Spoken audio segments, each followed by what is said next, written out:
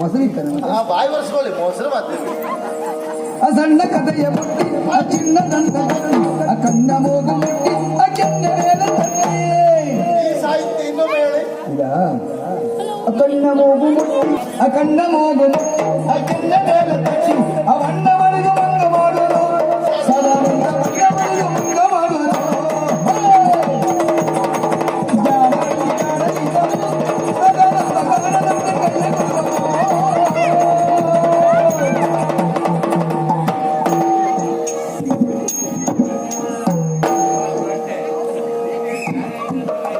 ನಮಸ್ಕಾರ ಸ್ವಾಮಿ.